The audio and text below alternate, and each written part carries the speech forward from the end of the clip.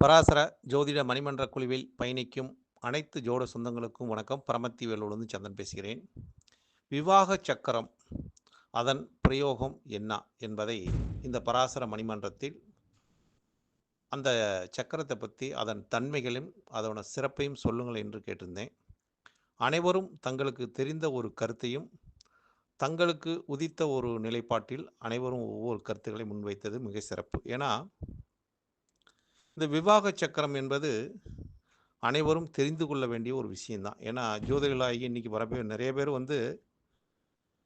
திருமணத்துக்கு பொருத்தம் பார்க்க வர்றவங்க திருமணம் நிச்சயமானதுக்கப்புறம் அந்த விவாக சக்கரத்தை போட்டு எங்களுக்கு கொடுங்க அப்படின்னு கேட்குறாங்க. ஏன்னா ஆண் பெண் இணைவுக்கு விவாக சக்கரம் ஒரு நல்ல ஒரு சிறப்பை தருகிறது என்பதை நம் முன்னோர்கள் இதை தீர்மானிச்சுட்டு போயிட்டாங்க. நம்ம புதுசால் இப்போ யாரும் கண்டுபிடிக்கல. முன்னோர்கள் இதை சொல்லி வச்சுட்டு போயிடுறாங்க. அவங்க எளிமையாக சொல்லியிருக்காங்க. 9 கட்டத்தை போட்டுக்குங்க. 9 கிரகம் தான் இருக்குது, நவக்கோள்கள் இருக்குது. ஒவ்வொரு கட்டத்துக்கும் ஒவ்வொரு கிரகம் ஆட்சி செய்யுது அப்படின்னு நமக்கு தெரியும். அந்த 9 கட்டத்துக்கு 9 எண்ணை போட்டுக்குங்க அப்படின்ட்டாங்க. அந்த எண்ணுக்குள்ளே 27 நட்சத்திரத்தை அடைச்சிருன்ட்டாங்க. இது எது எது சிறப்பை தரும் அப்படிங்கிறத அதையும் சொல்லிட்டாங்க. எல்லாமே எளிமையாக கொடுத்துருக்காங்க. இது எப்படி எடுக்கிறது அப்படிங்கிற ஒரு தன்மை வேணுமல்ல. விவாக சக்கரம் எப்படிங்க போடுறதுன்னு இன்றைக்கி நிறைய பேர்த்துக்கு அது ஒரு கேள்வியே இருக்குது. அப்படிங்கிற ஒரு தன்மை இருக்குது. அப்போ இந்த விவாக சக்கரத்தை நம் எப்படி கையாள்வது என்ற ஒரு நிலைப்பாட்டை ஒரு சின்ன ஒரு சாட்டு கீழே போட்டிருக்கிறேன் நான். அதை பார்த்துக்குங்க. ஏன்னா நான் அனுபவத்தின் உணர்ந்த ஒரு நிலைப்பாடு. அப்போ இந்த விவாக சக்கரங்கிறது முதல் நிலைப்பாடு சூரியன் நின்ற நட்சத்திரம். ஏன்னா ஒரு முகூர்த்த நாளை தேர்வு செய்கிறோம்னா அன்றைய ஒரு நாள் ஒரு மரண யோகம் இருக்கக்கூடாது, நல்ல நட்சத்திரம் இருக்கணும், நல்ல யோகம் இருக்கணும், நல்ல கரணம் இருக்கணும், நல்ல திதி இருக்கணும். எல்லாமே அந்த நாள் சிறப்பை தரக்கூடிய நாளாக இருக்கணும். அப்படி அந்த நாள் சிறப்பை தரக்கூடிய நாளில் ஆண் பெண் இருவருக்கும் திருமண நிகழ்வை குறிக்கக்கூடிய ஒரு சக்கரத்தை போட்டு அதற்குள்ள இந்த 27 நட்சத்திரத்தையும் அடைச்சி அந்த சந்திரன் பயணிக்கக்கூடிய ஒரு நட்சத்திரத்தை வைத்து தான் அவங்களுக்கு ஒரு சிறப்பை தருமா தராதா என்பதை தீர்மானித்து சொன்னார்கள். எப்படி அப்படின்னு பார்க்கும்போது, இப்போ ஒவ்வொரு நாளும் ஒவ்வொரு நட்சத்திரத்தில் சந்திரன் பயணிக்கிறார். சூரியன் ஒரு நட்சத்திரத்தில் அவர் 10 நாள் கூட இருப்பார் சூரியன். அப்போ இந்த சந்திரன் பயணிக்கக்கூடிய நட்சத்திரங்கிறது மிக முக்கியமானதுங்க. ஒரு நட்சத்திரத்தில் சந்திரன் பயணிக்கக்கூடிய நட்சத்திரம் தான் முக்கியமானது. அது அந்த நாளை தீர்மானிக்கக்கூடிய தன்மை அந்த சந்திரனுக்கு உண்டு என்ற ஒரு நிலைப்பாடு. அப்போ இங்கே ஆண் பெண் திருமணத்துக்கு விவாக சக்கரத்துக்கு பெண்ணின் நட்சத்திரத்திலேருந்து எடுக்கணுமா, ஆணின் நட்சத்திரத்திலேருந்து எடுக்கணுமா என்ற ஒரு கேள்வியில் இருக்குது. தாராபலனுக்கு வந்துடும். அவங்களோட இப்போ 1ஆம் எண் ஜென்மத்தாரைன்னு வரும். அது சிறப்பில்லைன்னு சொல்லுவோம். 2ஆம் எண் நல்லதுன்னு சொல்லுவோம். அது 2, 4, 8, 6 இதெல்லாம் நல்லதுன்னு சொல்லுங்க. ஆனால் இந்த விவாக சக்கரத்தில் இது ஒரு வித்தியாசமாக கொடுத்துருக்காங்க. இது தசாவையும் கொடுத்துருக்காங்க. அதாவது சூரியன் மத்திய பகுதி, நவகிரகத்தில் இருக்கிற சூரியன் மத்திய பகுதியில் தான் அமர்வார். அப்போ சூரியன் என்ற நட்சத்திரம் அன்றைய நாள் நீங்கள் திருமண விவாக முகூர்த்தத்தை குறிக்கக்கூடிய நாளில் சூரியன் என்ற நட்சத்திரம் முதன்மையானது. அப்போ அந்த இன்றைக்கு சூரியன் எந்த நட்சத்திரத்தில் இருக்கிறோ அந்த நட்சத்திரத்தை எடுத்துக்கணும். அந்த நட்சத்திரத்தை முதன்மையாக ஒன்றாவது நட்சத்திரமாக வரக்கூடியது. அதை ஃபஸ்ட்டு இந்த 9 கட்டம் போடுறோம் இல்லைங்க, 9 கட்டத்தில் மத்தியமம். இப்போ சூரியன் நவகிரகத்தில் எப்படி மத்தியமமாக இருக்கார், அது மாதிரி இது மத்தியம கட்டத்திலேருந்து ஆரம்பிக்கணும். முதல் இடமாக அந்த மத்தியம கட்டத்தில் 3 நட்சத்திரம் வந்துடணும். அடுத்த கட்டத்தில் அதுக்கு நேர் கிழக்கு, அதில் 3 நட்சத்திரம் வந்துடணும். அதற்கு கீழே தென்கிழக்கு, அதுக்கு நேர் 3 நட்சத்திரம் வரணும். இப்படி 9 கட்டத்திலையும் 3 நட்சத்திரமாக வரும்போது சந்திரன் பயணிக்கக்கூடிய நட்சத்திரம் எந்த கட்டத்தில் வருதுன்னு பார்க்கணும். சந்திரன் அன்றைய சூரிய நட்சத்திரம் மத்தியமத்தில் வரும். சந்திரன் நிற்கிற நட்சத்திரம் எந்த இடத்துக்கு வரணும். அப்போ சந்திரன் இந்த 9 கட்டத்திலும் 1ஆவது கட்டத்தில் சந்திரன் வந்தால் சிறப்பில்லை. 2ஆவது கட்டத்தில் சந்திரன் வந்தால், அதாவது லட்சுமி கடாட்சம்னு சொன்னாங்க, லட்சுமி கடாட்சத்தை கொடுக்குது. அப்போ அது கிழக்கு திசையை குறிக்குது அப்படிங்கிற ஒரு தன்மை. ஏன்னா நமக்கு ஜென்ம நட்சத்திரம் ஜென்ம இதில் பண்ணும்போது நம்ம மனக்குழப்பத்தை ஏற்படுத்தும். அதனால் 2ஆவது ஒரு லட்சுமி கடாட்சத்தை ஏற்படுத்துங்கிறாங்க. அடுத்தது 3ஆவதாக வரக்கூடியது தென்கிழக்கை குறிக்கக்கூடியது.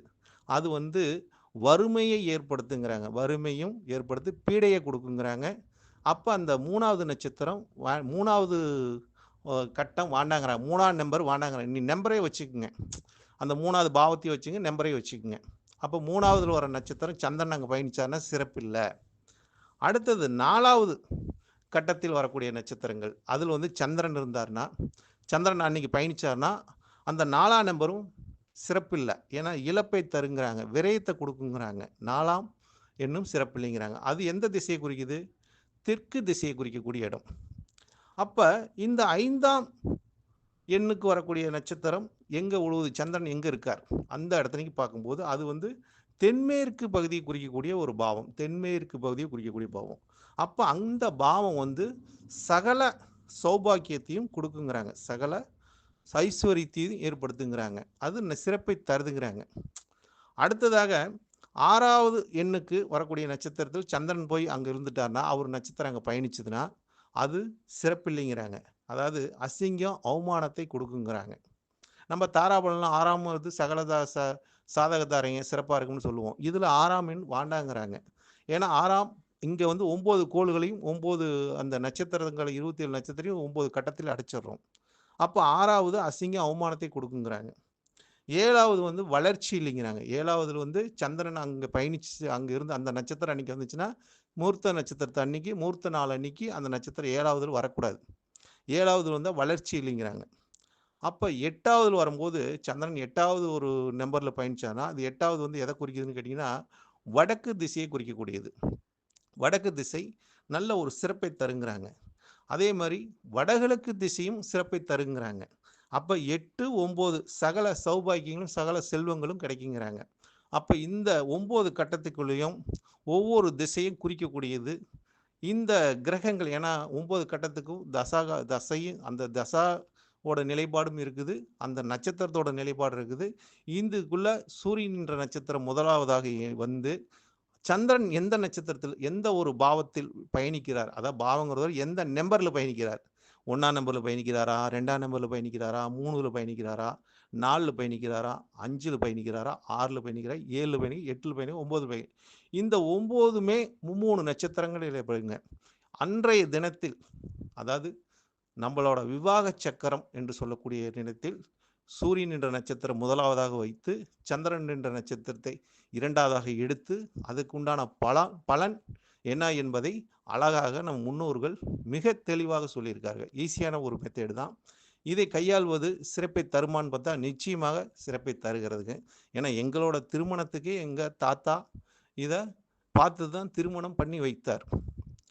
அந்த நிகழ்வை நான் இந்த அனுபவத்தின் மூலமாக நான் உங்களிடத்தில் பகிர்ந்து கொள்கிறேன்னு வச்சுங்களேன். ஏன்னா இது ஒவ்வொன்றும் ஒவ்வொரு நிகழ்பாட்டை கொடுக்கக்கூடியதுனால அந்த விவாக சக்கரத்தில் இந்த எண்கள் 9 எண்களும் 9 நவக்கோள்களாக வருவதனால் இந்த கட்டத்துக்குள் போட்டு, ஏன்னா இந்த கிரகங்கள் எல்லாமே நட்சத்திர வழியாக தானே பயணிக்குது, நட்சத்திரத்தை வலிச்சு தானே அது பலனே கொடுக்குது. அதனால தான் சாரம் பார்க்காத ஜோதிடர் சோரம் போயிடுவான்னு சொன்னாங்க. அதனால் இந்த நட்சத்திரத்துக்குள்ள அந்த அந்த நிகழ்வை ஏற்படுத்தும் அப்படிங்கிற ஒரு தன்மையில் அந்த விவாகம் நடக்கும்போது இவங்களுக்கு இந்த 9 இது சாட்டையும் கொடுத்துருக்குறேன் கட்டத்தையும். அந்த 9 எண்ணுக்குள்ள எந்தெந்த எண்ணு வந்தால் சிறப்பு, 1ஆம் எண் வந்தால் சிறப்பில்லை, 3ஆம் எண் வந்தால் சிறப்பில்லை, 4ஆம் எண் வந்தால் சிறப்பில்லை, 6 வந்தால் சிறப்பில்லை, 7 வந்தால் சிறப்பில்லை. எது எது சிறப்பு? 2ஆம் எண் சிறப்பு, 5ஆம் எண் சிறப்பு, 8ஆம் எண் சிறப்பு, 9ஆம் எண் சிறப்பு. இந்த இந்த 4 எண்ணு தாங்க சிறப்பு, 5 எண்ணு சிறப்பு இல்லை. எந்தெந்த திசை சிறப்பு அப்படின்னு பார்த்தா கிழக்கு திசை சிறப்பு. அதுக்கு அடுத்து வரக்கூடிய இது பார்த்தீங்கன்னு வச்சுக்கோங்க, கிழக்கு திசை சிறப்பு, வடக்கு திசை சிறப்பு, வடகிழக்கு திசை சிறப்பு, அதுக்கு அடுத்து பார்த்தீங்கன்னா தென்மேற்கு திசை சிறப்பு. இந்த 4 திசை சிறப்புன்னு சொல்கிறாங்க. இந்த 4 திசைக்கும் இந்த நம்பரை பார்த்தீங்கன்னு வச்சுக்கோங்க, இப்போ 4 திசைக்கும் 2ஆம் எண் சிறப்புன்னு சொல்லிட்டாங்க. அடுத்தது வந்து 5ஆம் எண் சிறப்புன்னு சொல்லிட்டாங்க. அடுத்தது 8ஆம் எண் சிறப்புன்ட்டாங்க. அடுத்து 9ஆம் எண் சிறப்புன்ட்டாங்க. இந்த 4 எண்ணையும் வச்சுக்கங்க, 4 திசையை குறிக்கக்கூடியது, 4 திசையில் சிறப்பை தருகிறது என்ற ஒரு கருத்தை மிக அழகாக முன்வைத்தார்கள்.